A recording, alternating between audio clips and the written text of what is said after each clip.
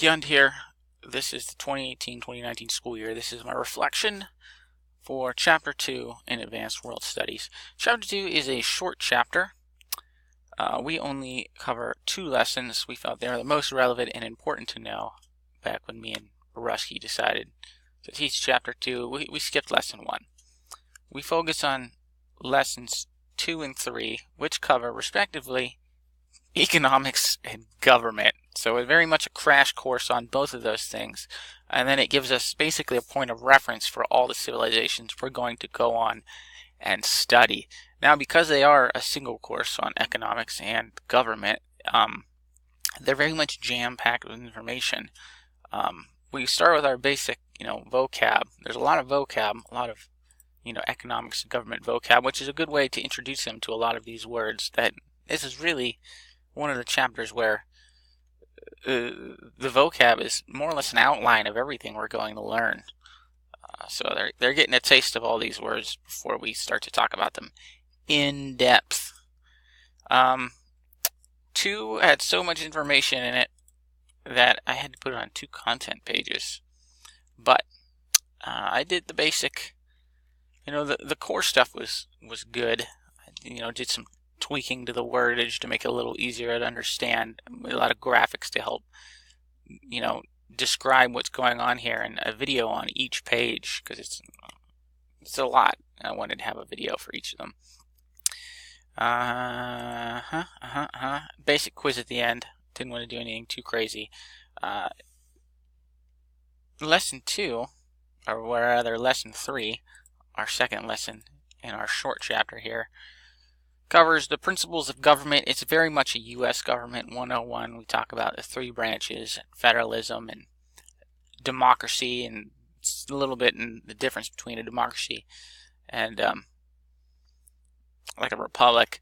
And then we talk about global citizenship and what it is to be, a good citizen and what you can do. And, I very much talk about what you can do even as a minor as opposed to not a full-fledged legal adult. And that's what their little assessment is on, is how can they be a good citizen. It's just a quick writing post. Now, because the chapter is short, we didn't do a test. We did a current event wrap-up where they can pretty much pick any news article they want that they can tie to economics and democracy. And last year I played with the idea of not doing that again because we already are doing current events, but the way it just happened to line up is it was current event day, so 2 birds with 1 stone on that one, wrap-up assessment and their current event. So pleased with how that worked out. And so they got the crash course there.